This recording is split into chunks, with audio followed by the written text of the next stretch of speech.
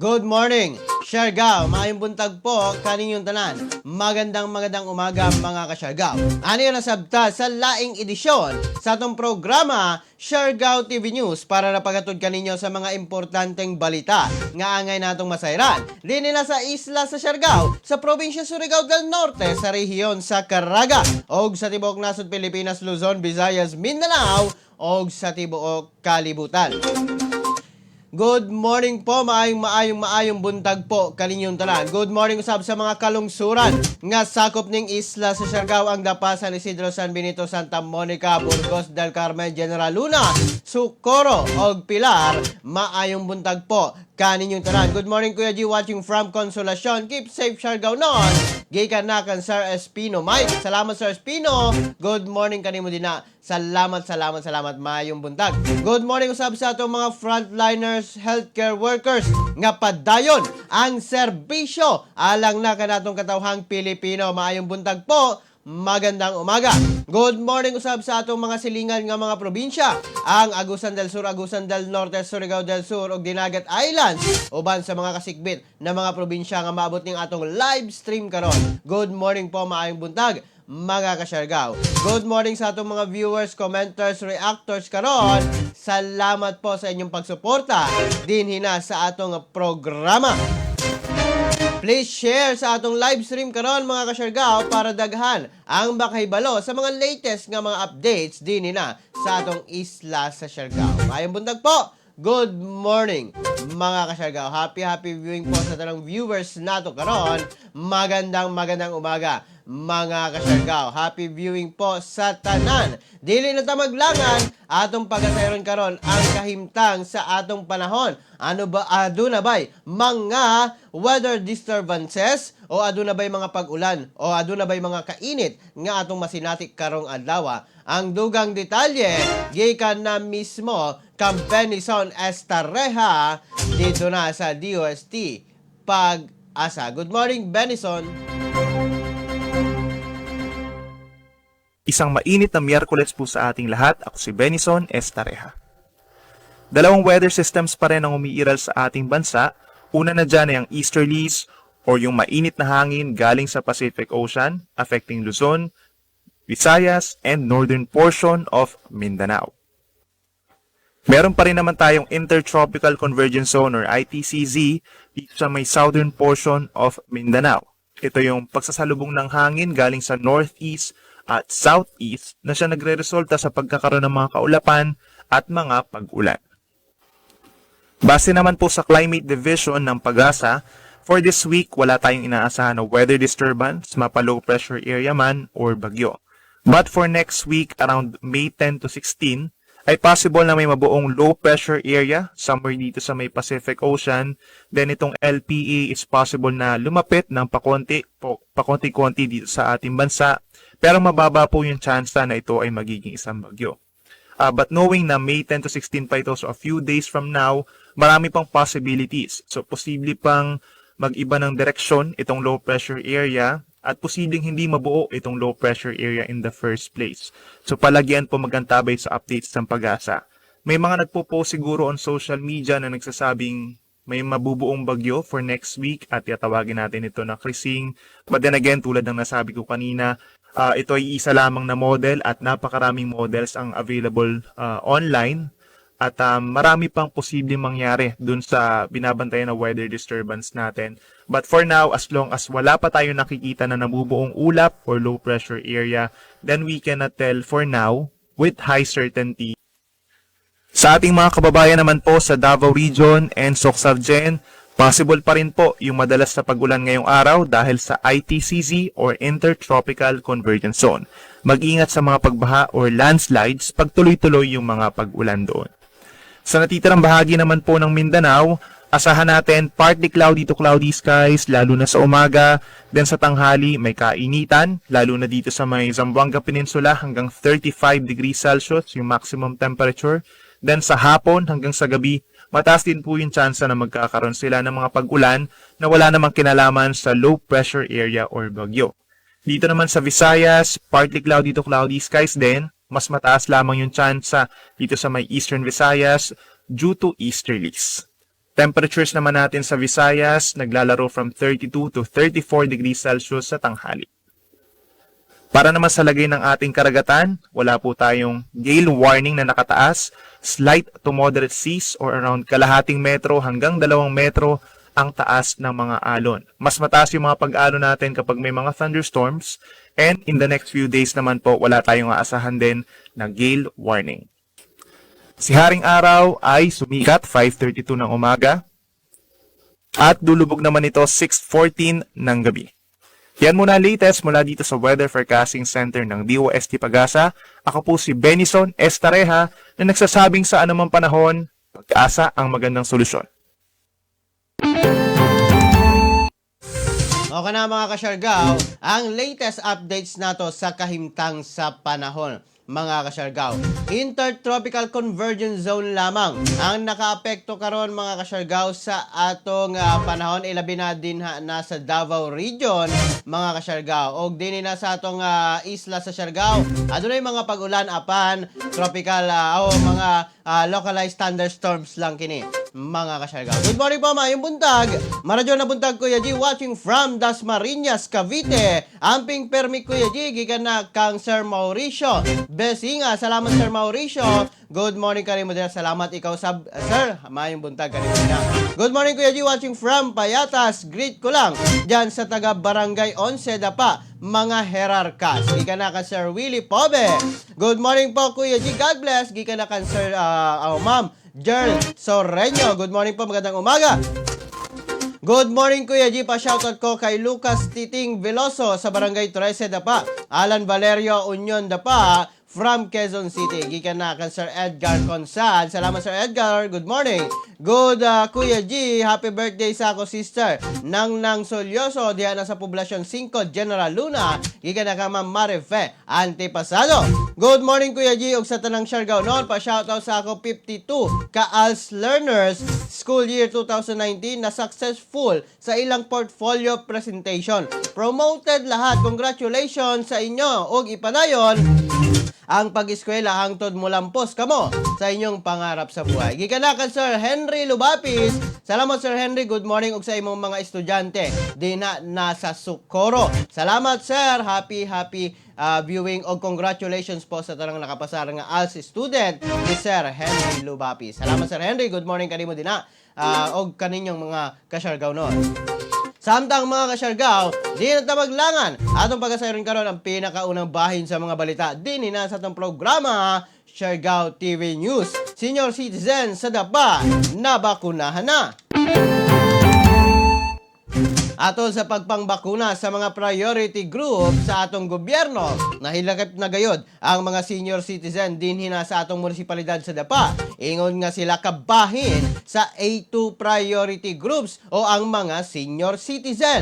Nasa Iran, nga ang Sinovac ang gipang bakuna kanila nga usa sa mga girekomendang bakuna nga itupok ngadto na sa atong mga lolo o lola. Kini nahimo usab pinaagi na sa mga effort nga gipahigayon sa atong mga frontline healthcare workers sa pagpangulo sa atong Dapa Rural Health Unit.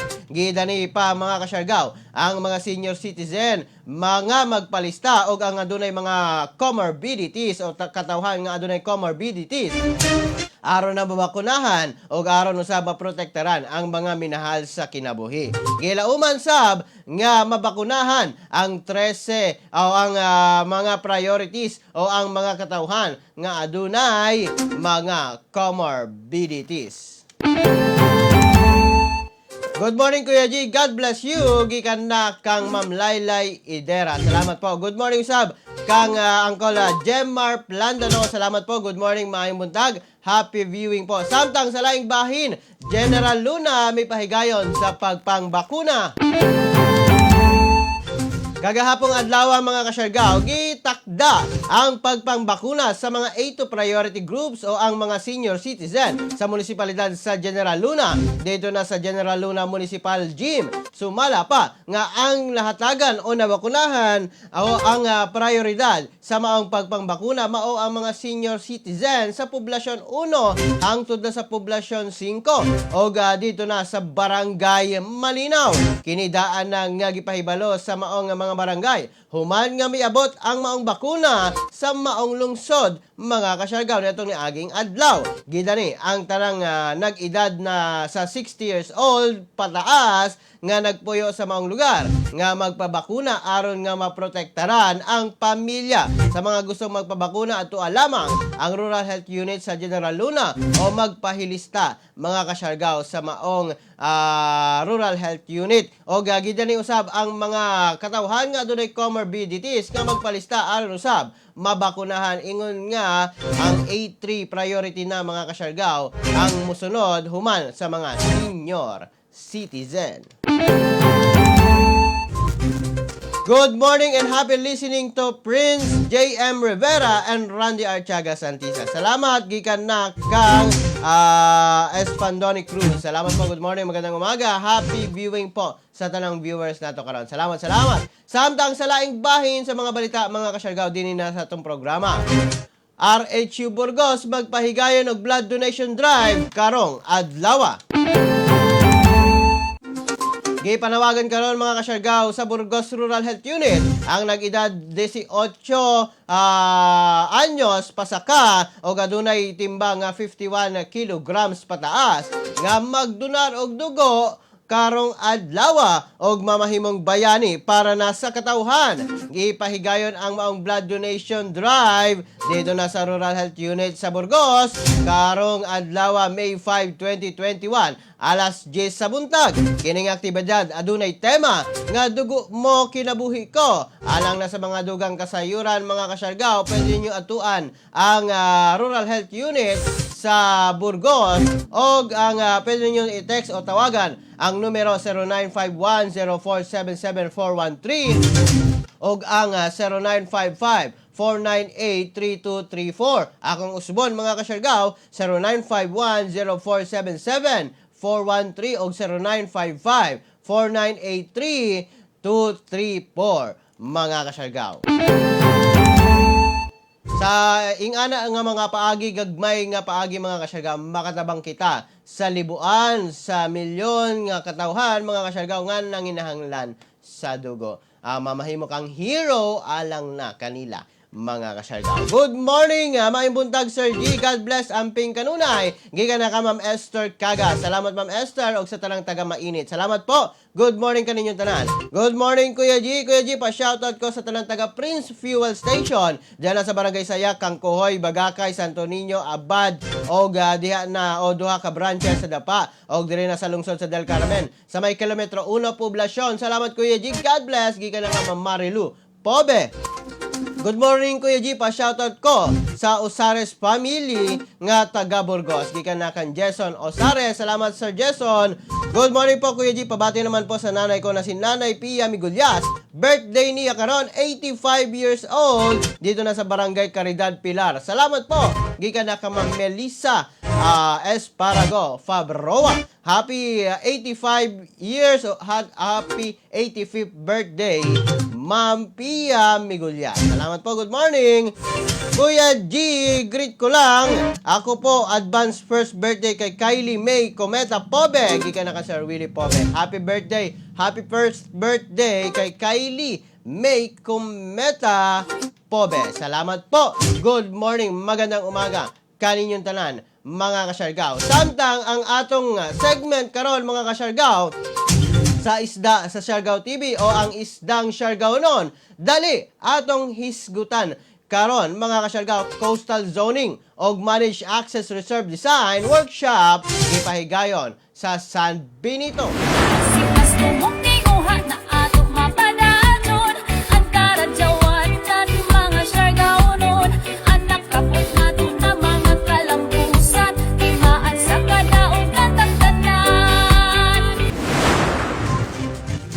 Gipahigayon, mga kasyargaw, sa munisipalidad sa San Benito ang Coastal Zoning og Managed Access Reserve Design Workshop nga gitambungan sa mga fisher folks, barangay officials, members sa technical working group alang na sa Coastal og Fisheries Resource Management. Sumala pa sa datos nga ang munisipalidad sa San Benito adunay kapin 400 karehistradong mangingisda sulod sa 5 ka coastal barangay sa maong lungsod.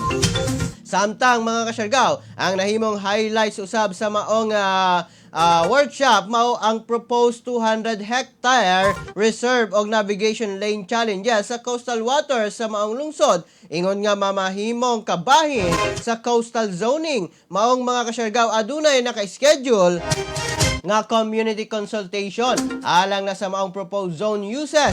Aniya, ang schedule karon mga kasyargaw. Pagka May 7 mga kasyargaw, adunay public consultation o community consultation dito na sa Barangay Maribohok.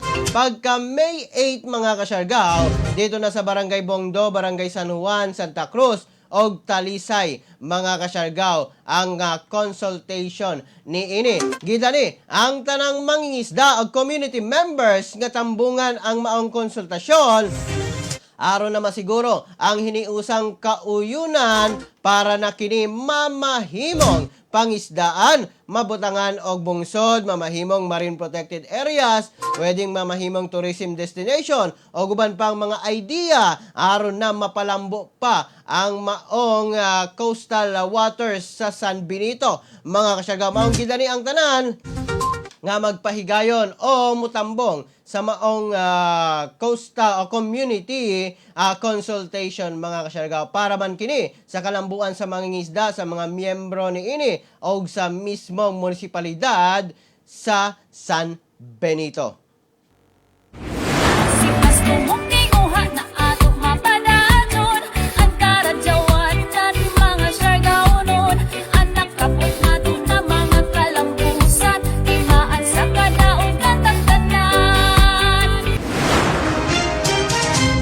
Kato mga kasyargaw, ang latest updates nato karon sa atong segment nga isdang syargaw non. Dali atong hisgutan karon o isda ang nagpaluyo mismo mga kasyargaw ang Rare Philippines ilalom sa ilang Fish Forever program mga kasyargaw. Salamat po, good morning o congratulations daan sa San Benito tungod kay aduna nay posible nga mamahimong kalambuan ilabi na sa atong mga mangingisda dinha na sa munisipalidad sa San Benito. Congratulations po, salamat, good morning.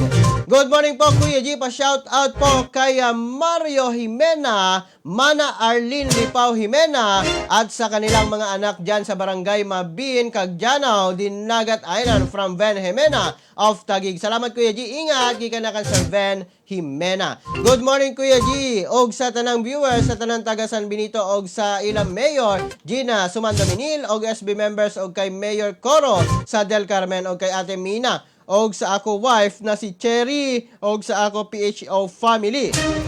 Thanks and God bless. Gikan na kan Sir Smiley Domdom Espaldon. Sir Smiley, good morning. Good morning Kuya G, pa shoutout ko sa ako angkol diha na sa abad na si Inko Tangloy Febra. Gikan na kang Ma'am Rosemary Febra Halop Arreza. Good morning usab kan Sir Yayan Sonico. Good morning kanimo sir. Mayong buntag kanimo dinaog sa mga taga San Benito. Salamat po, good morning, magandang umaga mga kasyargaw. Samtang sa laing bahin sa mga balita din hina sa atong programa Siargao TV News. Ang Surigao del Norte mga kasyargaw nakatala na og 5 million lag sa e-health pass. Ang mga kasyargaw gikan na sa pag-implementar ni ini. Ang e-health pass contact tracing system sa atong probinsya Surigao del Norte nakatala na og 5 million lag sa ang mga na-scan nga mga health passes as of April 28, 2021 gikan pa sa sugod nga pag-implementar ni ini niadtong October 13, 2020 inaagi na sa Provincial Executive Order 20-043. Mainumdumang ang maong sistema gigama sa Surigao State College of Technology aron na matabangan ang mga lokal nga panggamhanan o mga government agencies sa pagsumpo sa COVID-19. Good morning po kaninyong tanan mga kasyargaw. Salamat po sa inyong pagsuporta. Good morning Kuya G, pa shoutout sa taga Salvacion. Ilabi na kay Ma'am Langlang Nogeraza. Thank you Kuya G, more power to your program. Gikan na kang Ma'am Anilyn Solyoso. Salamat Ma'am Anilyn. Good morning kanimo din na. Salamat. Samtang sa laing mga balita din ina sa itong programa, nakumpiska nga mga loose firearms sa Police Regional Office 13 sa Caraga. May abot na sa 271.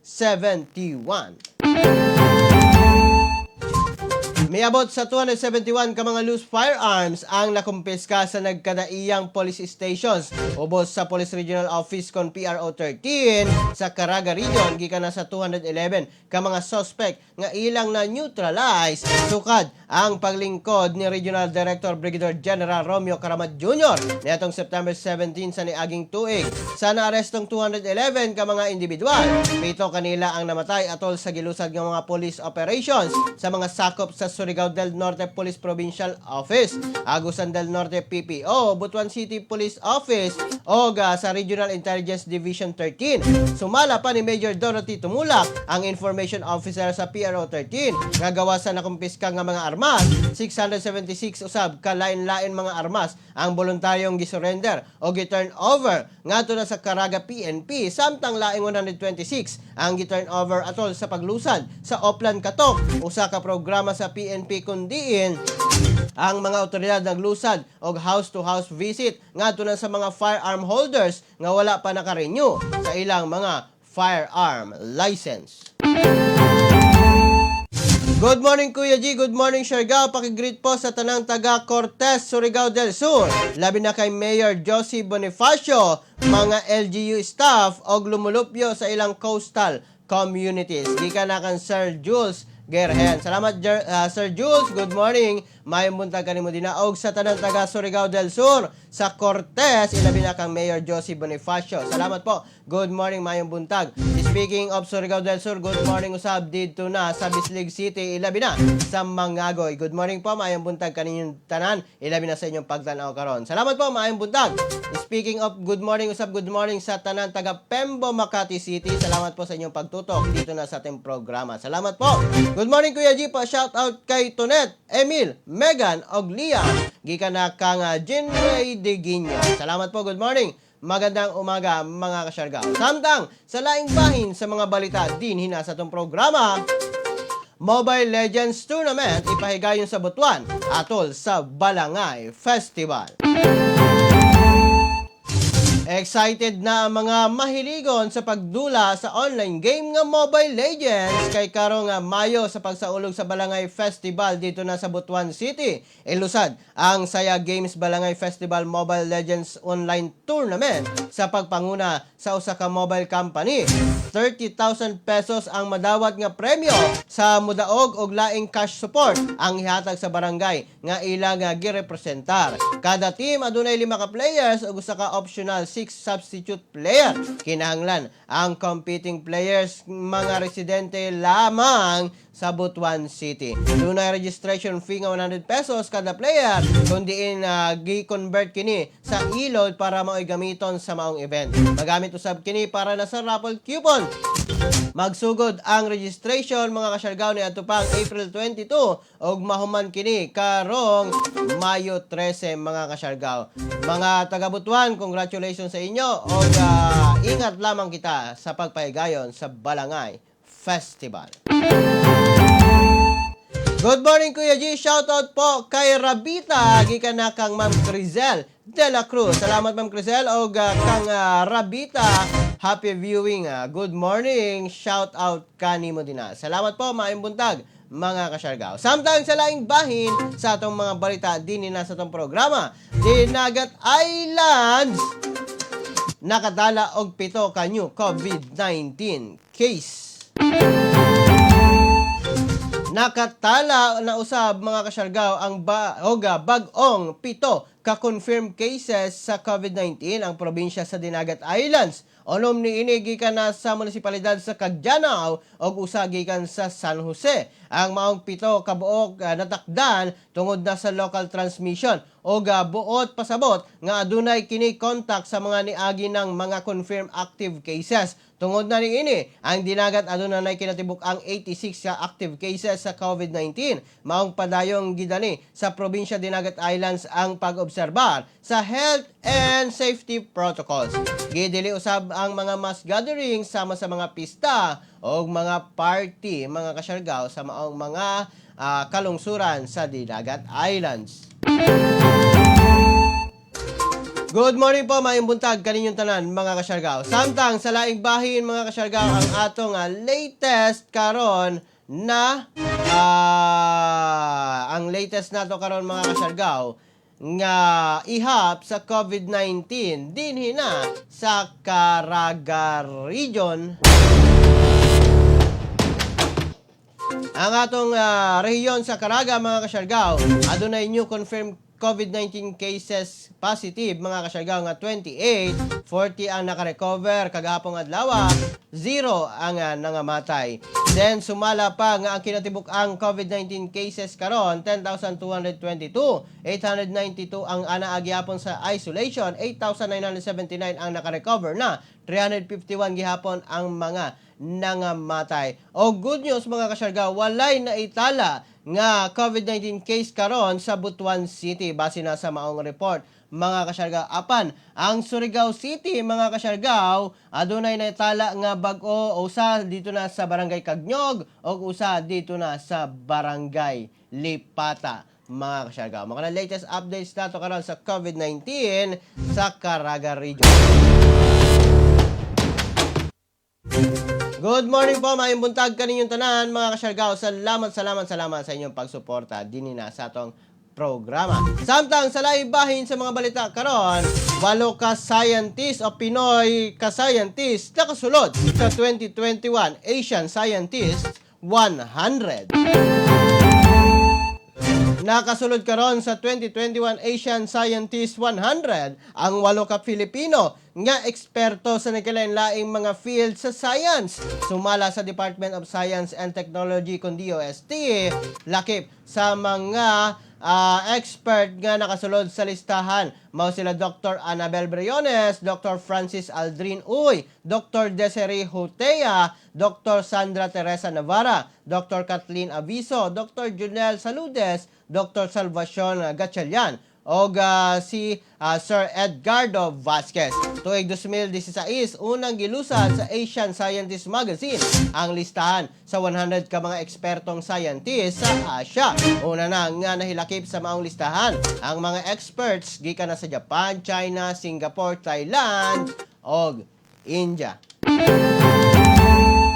Congratulations po sa atong mga scientists, ilabi na atong mga Filipino scientists. Ingon nga na ila sila sa kabahin sa Asian o 2021 Asian Scientist 100 sa tibuok Asia, mga kasyargaw. Salamat po, good morning, maayong buntag, magandang umaga, mga kasyargaw, kaninyong tanan. Good morning, Kuya G. Kumusta ko sa kan Madam Chari? Watching from Barangay Consolacion, gikan na kan Sir Aljon Hobero. Salamat po. Good morning. Magandang umaga. Good morning, Kuya Gio. Shout out sa taga Barangay Kabugao. Gikan na kang Ma'am Nora Decaturia. Good morning sa mga taga Barangay Kabugao del Carmen. Salamat po. Good morning, Kuya G. Pa-shout out sa mga taga Tinago, Barangay Malinaw. Sa ila ni Mama Elsie Coljulan Nay Doray, TLC Tibelen og Irvin. Gikan na kang Ma'am Marisa Migulyas Gonzales. Ma'am Marisa, good morning og sa tanang taga Malinaw. Salamat po, good morning. Magandang umaga kaninyong tanan.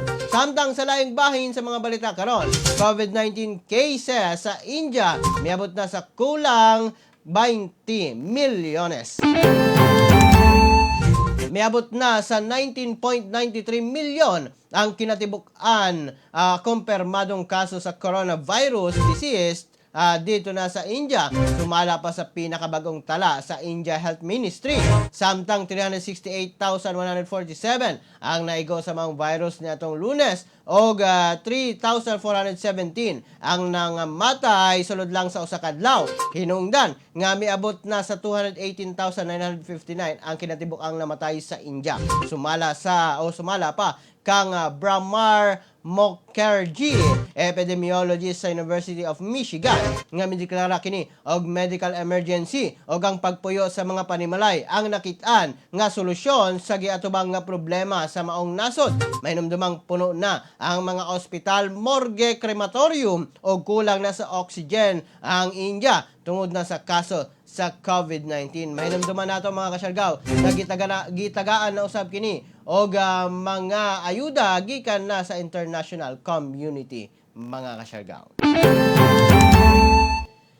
Ingat-ingat kitang tanan, ilabi na kanatong tanan mga Pilipino, mga kasyargaw. Ilabi na karon ang India, aduna gayoy daghan nga nangamatay, daghan nga mga nangatakdan, mga kasyargaw. Tungod na sa kagahi sa ulo, dili pagsunod sa mga social distancing, dili pagsunod sa mga health protocols, mga kasyargaw. Maong kitang tanan mga Pilipino, ilabi na din na sa atong isla sa Siargao. Sundon kayo nato ang minimum health standards mga kasyargaw. Good morning po, maayong buntag. Apil isab kan Auntie Imelda Velasco. Salamat Kuya G. Lanog ra imo tingog dire. Salamat Ma'am Marisa Megolias Gonzalez. Salamat Ma'am Marisa, good morning. O kang Ma'am Imelda Velasco. Shout out po, magandang umaga. Good morning Kuya G. Shout out po sa Barangay Katangnan gikan na kang Hapona Rechelin. Salamat po, good morning, magandang umaga. Happy viewing po. Salamat po sa inyong pagsuporta din na sa itong programa. Salamat po. Samtang ang atong COVID-19 update sa Tibuok Nasod, Pilipinas. Ang Tibuok Nasod Pilipinas, mga kasyargaw, aduna na kinatibuk ang 1,067,892 COVID-19 cases. Kagahapong adlaw nadungagan kini og 5,683. Samtang ang active cases karon ana sa 66,060 mga kasyargaw. Samtang ang kinatibuk ang naka-recover ana sa 984,280. Samtang 17,622 ang naitala nga mga nangamatay. Thank you. Good morning. Mao na latest updates nato karon sa COVID-19 sa Tibuok Nasod, Pilipinas, mga kasyargaw. Ingat kitang tanan, mga kasyargaw. Samtang gidani ang tanang mga tao dinhi na sa isla sa Siargao nga adunay mga comorbidities o ang mga senior citizen nga wala pa nabakunahan nga magpabakuna na, magpalista na, mga kasyargaw, para na maprotektaran ang atong mga pamilya, mga kasyargaw. Hangyo lamang na kaninyo, mga kasyargaw, ilabi na sa atong mga katawhan. Salamat po, good morning, magandang umaga, mga kasyargaw. Good morning po kaninyong tanan, ilabi na sa atong mga viewers. Salamat po kaninyong reactors, commenters, salamat po. Dini na lamang kukutob, mga kasyargaw, hangtod sa sunod nato nga panag-uban dini na sa atong programa Siargao TV News para napaghatod kaninyo sa mga importanteng balita nga angay nato masayran dini na sa isla sa Siargao, sa probinsya Surigao del Norte, sa rehiyon sa Caraga, og sa Tibuok Nasod Pilipinas, Luzon, Visayas, Mindanao, og sa tibuok kalibutan. Kini yung nagalagad sa live stream karon, Kuya G. Moingon kaninyong tanan, mga kasyargaw, pagpakamana pagbantay makisayon, aron dili kita mahisukamon. Ingat Siargao, ingat Pilipinas, maayong buntag ka natong tanan. Happy Wednesday, mga kasyargaw. Good morning, #Siargao TV.